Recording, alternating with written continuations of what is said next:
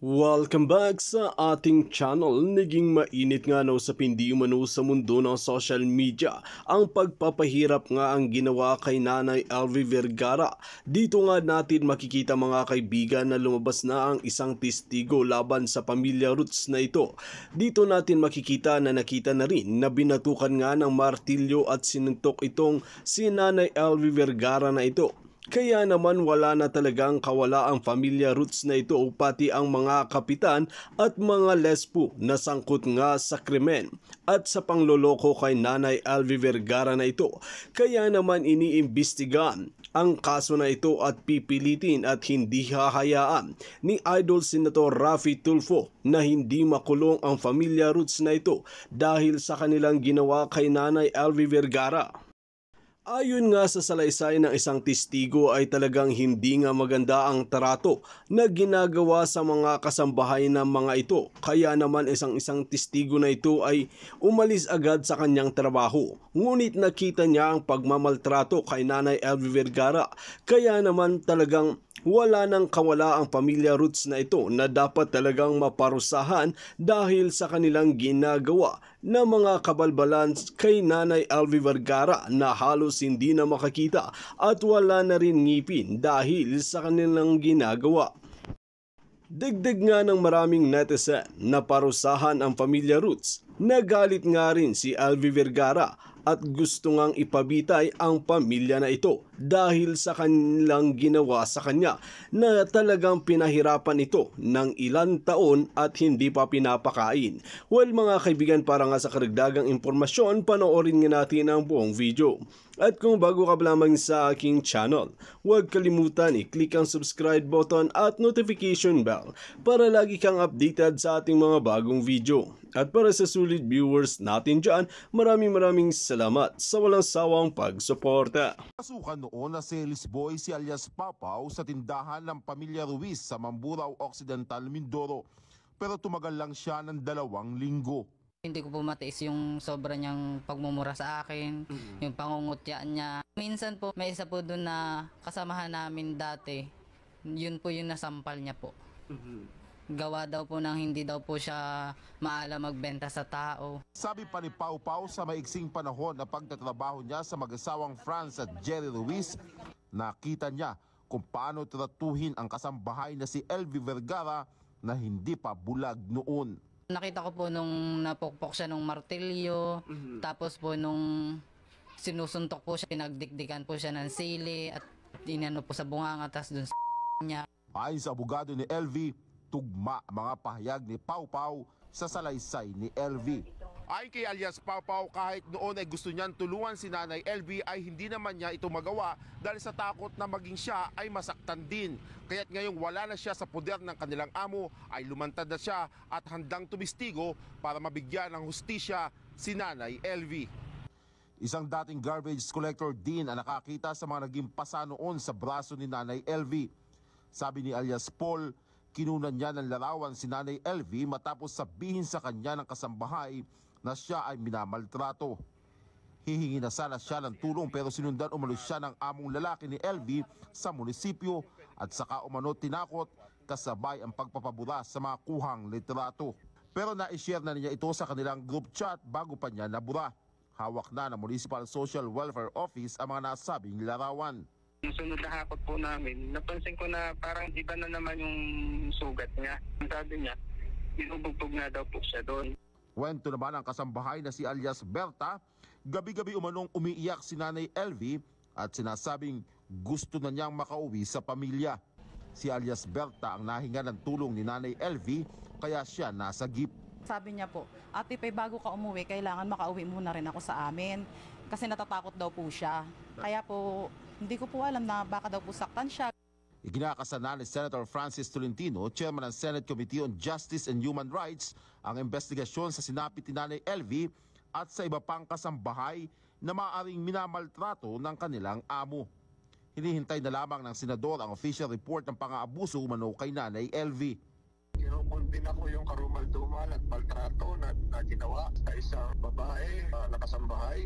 Sabi ko rin yung mga miyembro na komite, baka meron pang ibang mga ganitong pangyayari na hindi dapat mangyari. Hinahanap na ng MSWDO ng Mamburao ang iba pang posibleng makapagbigay ng impormasyon sa nangyari kay Nanay LV. Hiningan muli ng ABS-CBN News ang pamilya Ruiz ng komento sa mga bagong alegasyon laban sa kanila, pero tumanggi na silang magsalita sa media. Inaantay ng mga netizens ang araw na maghihimas rehas yung mga amo ni LV Vergara, ang kasambahay na nakaranas ng napakalupit na pagmamaltrato sa kanyang mga amo at sa dalawang anak nito. Sinimulan na ang preliminary investigation sa Batangas Prosecutor's Office kung saan inireklamo nga ni LV Vergara ang mag-asawang Ruiz at ang dalawang anak nito. Sa unang araw ng preliminary investigation, kasama ng abogado ni LV ang isa sa mga testigong hawak nila na sinasabing delivery boy na dati ring nagninilbihan sa pamilyang Ruiz. At nakita niya mismo yung mga pagmamalupit na ginagawa ng mag-asawa kay LV. Napakahirap kasi isipin kung paano nagagawa ng isang tao sa kapwa niya yung ganong klaseng pagmamalupit. Sa physical examination na ginawa kay LV, maliban sa pagkabulag ng isang mata niya, at yung isang mata niya, ayon sa doktor ay maaari pang masalba, nakitaan din siya ng maraming bali sa katawan. Napakarami ding peklat na nakita sa kanya mula lieg hanggang paa. At itong mga peklat na ito ang nagpapatunay na matagal na nga siyang sinasaktan. Ayon din sa doktor na nag-examine kay LV, yung mga peklat na nakita sa katawan niya ay maaaring dulot ng matatalas na bagay o di kaya ay pinukpok ng matitigas na bagay. Ganon kalupit ang ginawa kay LV ng mga amo niya. At hindi lang yon. Ayon din mismo kay LV, sinabi niya na hindi lang yung mga amo niya ang bumubugbog sa kanya. Kung hindi, pati yung ibang mga kasambahay niya na sumusunod sa utos ng mga amo niya. Mukhang madidiin na talaga ng todo itong mga amo niya. Dahil unang-una, yung nagre-reklamo na si LV Vergara ay buhay na buhay. At yung mga sugat na tinamo niya sa katawan niya ay malakas na patunay na siya nga ay inabuso. Nasabi rin kasi ni LV Vergara na yung sinasabing pruweba ng mga amo niya na may promissory note siyang ginawa para bayaran yung mga sinasabing utang niya dahil sa mga ninakaw niya sa mga amo niya. Ayon kay LV, nagawa niya yung promissory note dahil pinilit siya ng mga amo niya na isulat yun. Napakababaw din ang rason ng amo ni LV na sinasabi na kaya daw nabulag si LV dahil sa kape na iniinom nito. Meron palang ganon, kape na nakakabulag. Nakakatawa naman yung rason ng amo niya. Ayon din mismo kay LV, sinabi daw ng amo niya na kapag may magtatanong sa kanya kung ba't siya nabulag, yun daw ang isasagot niya dahil sa madalas niyang pag-inom ng kape. Ewan anong klaseng kape ang tinutukoy ng amo niya. Na kahit sinong matinong tao, hindi maniniwala sa alibay niya. Kinuwento rin ni LV na kung hindi daw dahil sa dating isang kasamahan niya na babae na tumulong sa kanya para makatakas dun sa mga pinagsisilbihan niya, ay hindi daw niya magagawa na makatakas dun sa pamamahay na yun. Wala rin daw siyang cellphone dahil kinumpis ka rin ito ng mga amo niya. Siyempre, para hindi makapagsumbong o hindi makapag-text itong si LV para ikwento yung mga nangyayari sa kanya. Kailangan talaga maparusahan itong mga amo niya. Dahil kung hindi, malamang kukuha na naman sila ng mga bagong kasambahay at maaaring maulit itong kwento ni LV. At malamang sa buong Pilipinas, hindi lang si LV ang biktima ng ganitong klaseng mga karahasan. Siguradong may mga iba pa sa iba't ibang sulok ng Pilipinas na hindi lang nakaka-report o hindi na ire-report. May mga tao rin kasi na porket may mga kaya sila sa buhay, ang akala nila, kaya na nilang bilhin lahat, pati yung pagkatao ng isang tao. Ang ating mga kasambahay, hindi ito mga karne sa palengke na kayang bilhin ng pera. Kahit ano pang estado ng isang tao, wala tayong karapatan na durugin ang pagkatao nito. May paraan talaga ang Diyos para mawakasan itong mga pagmamalupit ng mga amo ni LV sa kanya. Mabuti na lang talaga at buhay pa si LV para maikwento niya ang katotohanan.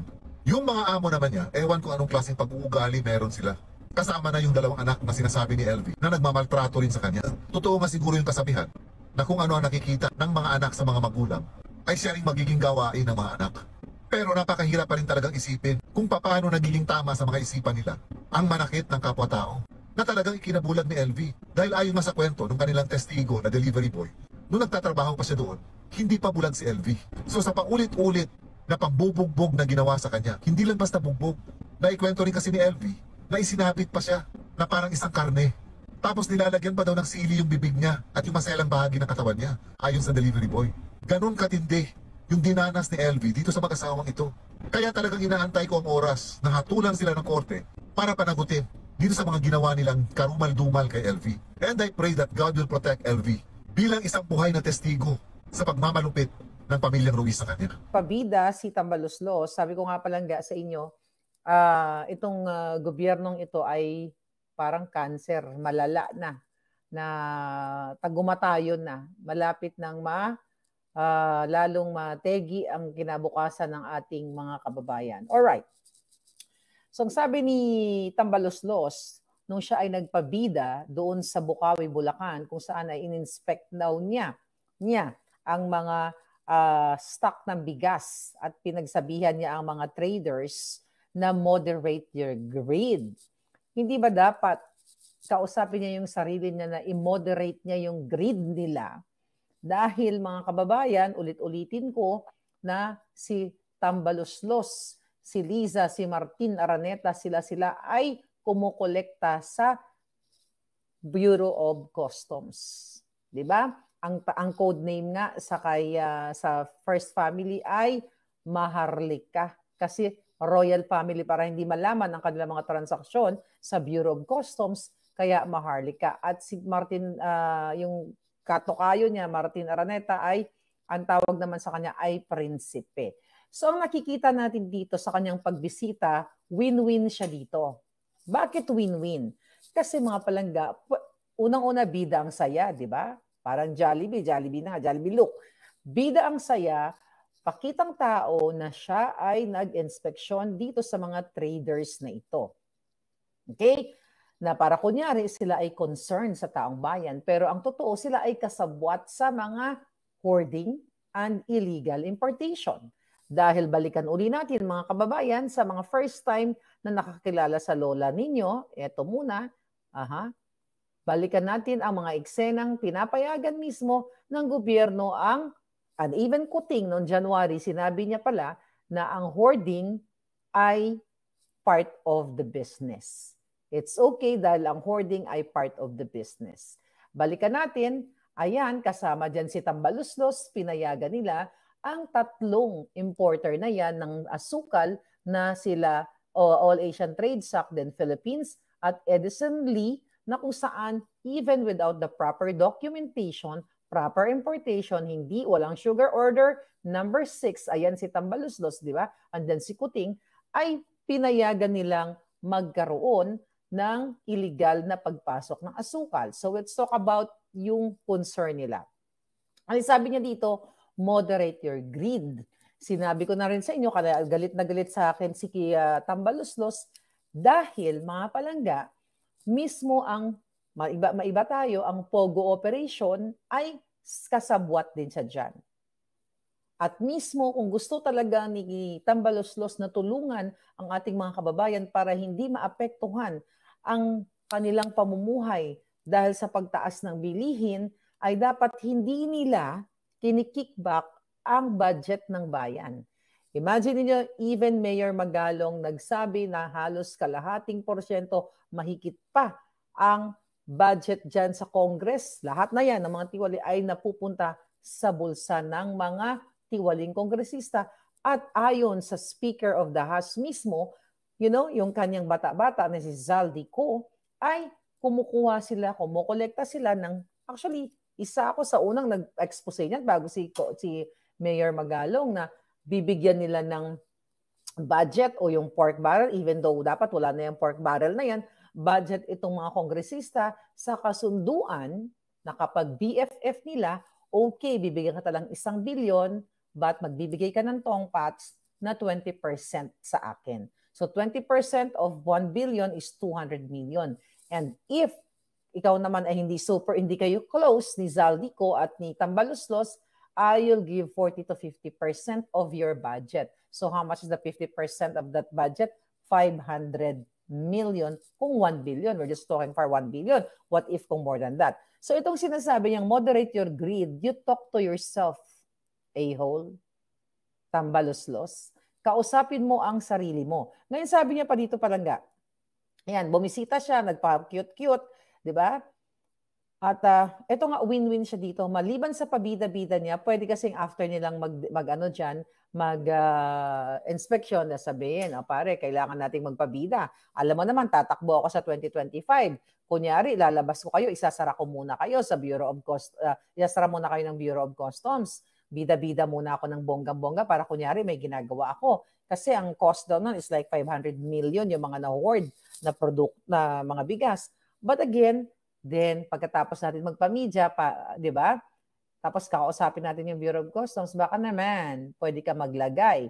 So when I say win-win, ang mga tiwali sa gobyerno katulad ni Tambaloslos, maliban sa nagpabida na siya, nagkaroon siya ng media mileage para sa kanyang 2025 ambition, then at the same time, pwede pang kumita ang mga tiwali sa Bureau of Customs kasi maglalagay si trader para ma-open muli ang kanyang business. Madali lang ang ganitong gawain sa Pilipinas. Kaya win-win talaga sa possibly na ito ang dramatization nila. Okay. Sabi pa niya, okay, pinakikiusapan niyang ibaba naman daw ang presyo ng mga bigas. At sabi niya, ang tawag dito ay greed. Di ba? Greed o pagiging sugapa o pagiging masiba. Hindi ba pagiging masiba mo, tambaloslos, ang pangingialam mo sa issue at pag hindi ng pangingialam, pangunguha mo ng kickback sa Okada-Manila dispute ng isang heavy luggage o worth 3 billion and then ikaw na ngayon ang gusto mo maging partner ng Okada so you'll get 60% of it. Diba? You talk to yourself, moderate your greed. What the heck? Pakitang gilas sa public, sa media. Tapos mga palangga, sabi pa niya, ito na maluloka ka, sabi niya, moderate your greed lang, di ba? Makikita mo sa pananalita niya, wala talaga sa kanyang puso. Moderate your greed lang, di ba? Kung ikaw ay tunay na gusto mong panagutin niya, mga hoarders na yan, mga palangga, kung gusto nilang panagutin ng hoarders, unahin na nilang huliin si Lisa Smugs. Di ba? Unahin na nilang huliin si Lisa dahil si Lisa ang partner ng hoarder at smuggling. Yan. O, babalikan natin ulit si Michael. Ayan ang hulihin nyo. Ayan o, kapitbahay mo pa yan ni Lisa. O, yan ang hulihin nyo si Michael Smugs, si Lavinier Bakiran, at marami din sa Bureau of Customs na kasabwat ninyo. So you stop this pabida-bida. Alam na ng taong bayan, tambaloslos na pabida-bida ang saya mo lang dito. Anong sabi pa niya dito mga palangga? Niya, moderate your greed lang, di ba? Lahat pwede naman tayong kumita. Tama ka. Lahat pwedeng kumita. Kaya lahat pinagkikitaan mo. Lahat ng mga kongresista ay tinatapyasan mo ang kanilang budget. Yan ang moderate your greed. Well, you maximize your greed. You did not moderate it, but you maximized it, mga palangga. Yan ang katotohanan dito kay Tambaloslos. Sabi niya, lahat pwede naman tayo kumita. So coming from your mouth, na lahat pwede naman kayong kumita. Wala naman problema tayo dyan eh. O, see? So gaming mismo sa kanya, alam niya kasi pinagkikitaan niya lahat. Di ba? Pinagkikitaan niya lahat. Sabi niya, yung mga kita niyo, dali lang. Okay, sabi niya, yung mga kita niyo, i-moderate niyo na lang. Wow, di ba? Eh kung yung kita mo kaya sa Pogo, yung kita mo sa Bureau of Customs, yung kita mo dyan sa mga kongresista, yung tongpats mo, i-moderate mo. Imagine nyo, sa 5 trillion budget for 2024, ang kalahati, maybe more than that, 50% ay napupunta sa kanilang mga bulsa. Lahat ng tiwali, kongresista, lahat ng nasa gobyerno, even nga hindi taong gobyerno may kakilala ka lang. 'Di ba? Mabibigyan ka ng project katulad ng BFF ko, 'di ba? Na si Abel Bacudio nakakuha ng project. Katulad nila Pinky Romualdez sa DSWD, nakakakuha yung kanilang mga kamag-anak. So imagine mo palangga, ang Pilipinas hindi dapat maghihirap at hindi dapat mag-abroad ang Pilipino kung mayroong pinagkikitaan sa Pilipinas. I'll talk about the airport problem later. At sabi ni Tambaloslos, yung mga kita nyo, i-moderate nyo lang, Nakikita nila kasi, sabi niya, uy, tumaas na yung presyo ng Vietnam rice or Thailand rice. Alam mo, walang sense. Sabi niya, sundan na lang natin, ipitin muna natin yung supply para abangan natin yung pag-akyat.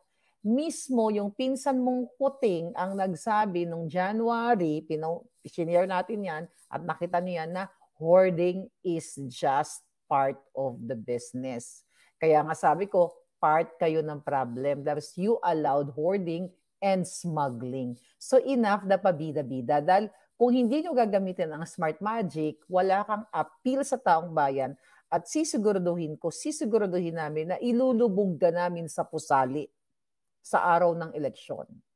Pero dahil umaasa kayo sa smart magic, at I hope talagang mawala na yung smart magic na yan, kaya ang lakas ng loob mo kasi the way you talk, wala kang kakwenta-kwenta, wala kang kasense-sense, wala kang mararamdaman na meron kang pagmamahal sa bayan. The fact na sinabi mo lahat naman tayo pwedeng kumita. Imbis na dapat ang sabihin mo, hindi nyo dapat ginagawa yan. Yung talagang meron kang, matibay na standpoint, na, super powerful na matakot sa'yo. Kaso paano matatakot sa'yo? Baka kasabwat nyo rin yung mga yan eh. Diba? O, pahuli muna tayo ha. Kunyari para bida-bida ako kasi sa 2025 election na, bagong Pilipinas. Parang ganon eh. Kayo lang ang bumangon. Kayo lang ang bumutod. Yung mga tiyan nyo, mga yawa ka mo. Sabi ng Gina Yupak na tambaluslos, sabi niya, wag naman daw itaas yung presyo, ipitin ang supply. May sapat na supply, i-unload, ibaba na. Wag naman, ihulihin mo na si Michael Ma, usasan mo na si Lisa. Diba? I-eject nyo na yung sarili nyo sa Malacanang. Magkaroon ng maalwan na Pilipinas. O, sabi niya pa, gamitin yung kadiwa. Sabi niya at the very, ayan, yung kadiwa na naman yan. Diyos ko, babalikan na naman ba natin yung palabas nila sa kadiwa tungkol sa sibuyas na binili nila ng 537 pesos dito sa Bonina Cooperative. Tapos binenta nila ng 170 pesos. That was December para sabihin mayroong 170 pesos na sibuyas instead na solusyonan ang issue sa sibuyas at sa bigas.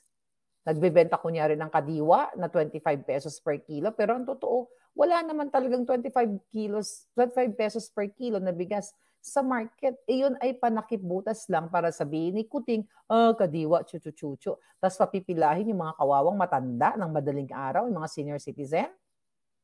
My God, mga palangga. Tapos sabi pa niya dito, yun na nga, dapat daw ay isipin ng mga hoarders, yung ating mga mamamayan, chuchu-chuchu. Anong kajotahan yan?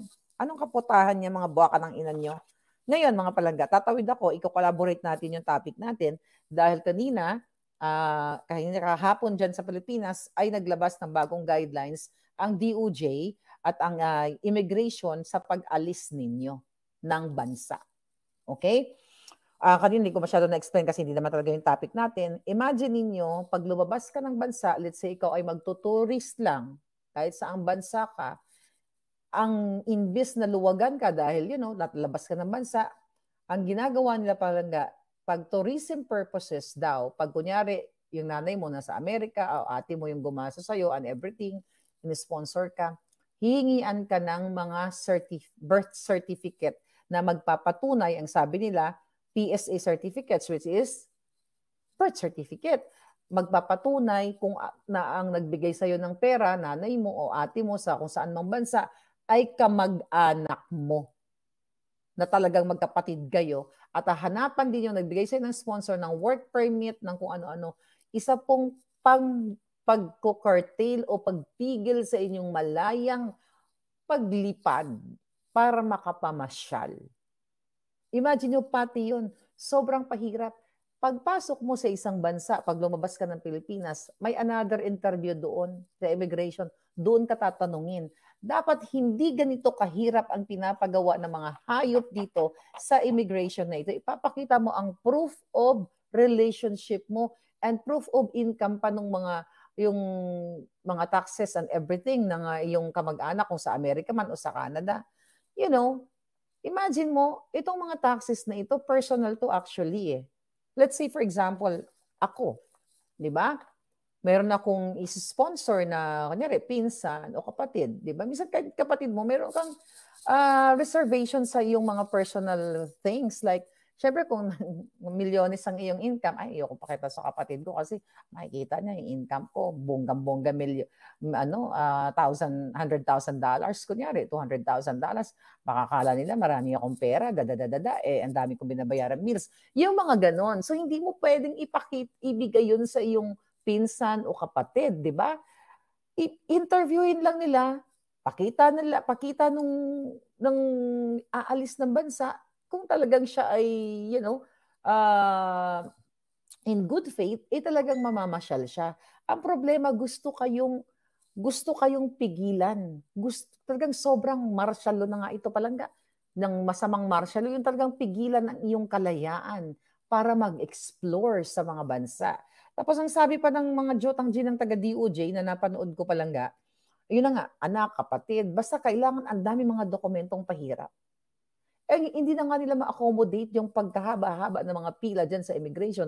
Magdadagdag pa sila at maliban pa dyan, ipapanotarize mo pa kung saang bansa. Kunyari, ipapanotarize nung, let's say ako, ikaw, pinsan kita. Si Rose, kunyari, ayan, si Rose, kaibigan ko. Solid Marlican ako, ayan. O sige Rose, sponsor kita, dadadadadada. Kailangan ko pang magpanotarize ng aking, mga documents. Kita niyo ang pagkapahirap ng mga buwaka ng inang gobyernong to, mga palangga. Kaya nakakagigil. Then, kapag may mga, pag kunyari, in-sponsor ka naman ng jowa mo, di ba, kailangan pa daw magpakita ka ng iyong, what you call it, ng proof of relationship. So, dapat nakipagtsoktsakan ka para maniwala sila na, yung picture mo, nakalabas yung tsuba mo o whatever, anong ginagawa niyo para maniwala sila, hindi yung proof of relationship. So ngayon, ano ang gusto kong sabihin dito? Ito po ay pahirap sa ating mga mamamayan dahil kung ganito lang yan ito lang ang solusyon para wala na masyadong umalis na mga Pilipino. Kasi ang katotohanan, umaalis talaga ang ibang karamihang Pilipino para makatakasan ng kahirapan. Like ako, umalis ako ng Amerika, ng Pilipinas with a tourist visa. Okay? With a tourist visa, hindi green card, hindi ako citizen. So, tumakas ako sa kahirapan. So, number one, purpose ko talaga is to pasyal-pasyal lang. Then, nakakita ako ng opportunity. Pwede pala ako mag-aral sa Amerika. Then, maybe look for a job later. So, yun yung nangyari sa akin. So, imagine niyo, di ba? Ganito yung pagpigil nila sa mga Pilipino na maghanap-hanap ng opportunity sa ibang bansa. Pipigilan nila, ang dahilan nila palangga, to ensure the national security. Para daw maiwasan ang human trafficking. Human trafficking? Bakit ba? Oo, totoo na may mga kababayan tayong nasasadlak sa human trafficking. Ang kawawa sila. Bakit ba nila ginagawa na tumatakas sila sa kahirapan? Kasi walang trabaho sa Pilipinas. Walang maibigay. Ang buwaka ng inang gobyerno natin, kahit na yung mga nakaraan pa, not only this Kuting administration, walang maibigay na trabaho. Kaya ang ating mga kababayan ay nagbabakasakali na magturista muna, then look around. Baka may makuwang opportunity. Anong pinagsasabi nilang national security? Ang national security, na issue na pinag-uusapan na to ensure national security, mali. Kasi kayo mismo ay hindi nyo ini-ensure ang national security by sabotaging the economy. Ano yung sabotage ng economy? Katulad na pasok tayo sa hoarding, doon sa illegal importation na sponsored by the Kuting as administration. Yan, walang national security. Kasama sa national security to ensure food security. We don't have that right now kasi kayo mismo ina-allow ninyo ang smuggling and hoarding. Anong national security?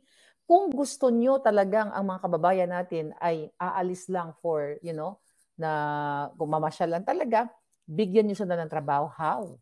Itigil mo, tambaluslos, Kuting, tambaluslos muna, ang pagkuha ng 50% na tongpat sa pork barrel sa mga budget na nire-release nyo taon-taon. Number 2, itigil mo, Kuting ng Norte, ang pagta-travel here, there, and everywhere at bitbit ang mga buwaka ng ina ninyong, pati mga kabit ninyo, mga yaya ninyo, lahat, pati mainstream niya, binibitbit ninyo. Yung perang yan, save that for the Filipino people by providing training, seminars, at kung ano-ano pa para matuto sila and salary increase. Kapag mayroong ganyan, hindi yun ninanakaw, mga leche kayo, you stop the corruption. Yan yung punot dulo, kaya gustong mag-tourist muna itong ating mga kababayan, katulad ko, kasi gusto naming makita baka may magandang future sa labas ng bansa. Tapos dito sa ginagawa nyo, halos gusto nyong talagang sikilin ang mga Pilipino. Ayaw nyo sila bigyan ng laya na para makita nila ang ibang kapalaran nila. Kung may kapalaran sa Pilipinas, walang Pilipino, walang OFW na pipiliing iwanan ang kanilang maliliit na anak. Nakikita niyo sa airport mga palangga, yung mga bata naghihinagpis, 4, 5 years old, 6 years old, kumakapit sa kanilang tatay, nanay, umiiyak dahil ayaw nilang umalis ang nanay nila. 'Di ba? Para magpakaalila dito sa ibang bansa. Nakita niyo ang effect nitong bulok na gobyernong ito, lalo na ngayon. Kasi hinihigpitan nila eh. Kasi nung nasa Singapore ako, ang dami ko nakilala mga Pilipino na turista lang sila. I think nag-vlog ako. But anyway, sabi ko, ate, kamusta ka? Sabi niya, ito, nagbabakasakali. Baka may kakilala ka naman na pwedeng ma-apply kong trabaho. Totoo yun. Ngayon, sabi ko dun sa friend ko na may kakilala kami ni Lady Boss. Sabi ko, baka naman pwede mong tulungan yan, ganyan-ganyan. Baka may kakilala ka. So, ang dami kong na-meet na mga Pilipino sa Singapore na pumupunta sila dyan, mamasyal lang sila, meron naman silang perang pamasyal-masyal, tapos tinitignan nila kung meron silang makukuhang oportunidad. Kasi they're willing to go sa legal process naman. Sa una, syempre, medyo under the table, but then later on, yung kanilang mga employers ay isi-sponsor aayusin yung papel. Hindi po yan masama. Hindi yan kumikitil ng buhay ang ating mga kababayan. Kayo, tanginan nyo, tambalos-los, kinikitil nyo ang buhay ng Pilipino. Bawat buhay, ilang no? It's not only billion, trillion ang ninanakaw ninyo. Half of 5 trillion budget. It's 2.5 trillion at napupunta lang sa mga yawa na katulad ninyo. Nasabi ko nga, imbes na ipondo ninyo sa livelihood program, sa mga farmers, bigyan ninyo ng patubig, paabono, lahat, protektahan ninyo. Wala nang farmers na aalis, na ibibenta ang kanilang mga kalabaw, ang kanilang mga sakahan, kung sinusuportahan ninyo. Tapos ngayon, pipigilan nyo pa sila. Well mga kaibigan, dito nga natin makikita ang pagmamaltrato kay Nanay LV na pumasok bilang kasambahay ng Pamilya Roots na ito. Ngunit tila hindi nga maganda ang naging karanasan na ito at talagang matagal nang gustong umalis at tumakas. Ngunit talagang hindi nga ito makatakas dahil talagang binabantayan pa ito. Nakatakas ito ng minsan, pumunta sa barangay hall, ngunit ang ginawa ng kapitan ay binalik sa Pamilya Roots. Kaya naman dito natin makikita na talagang may foul play nga na ginagawa ang barangay captain na ito na dapat talagang imbestigahan at parusahan din sa kanilang ginawa kay Nanay Alvi Vergara. Well mga kaibigan, kung kayo ang tatanungin ano ang inyong mga opinion, just comment below sa ating comment section at ating pag-uusapan.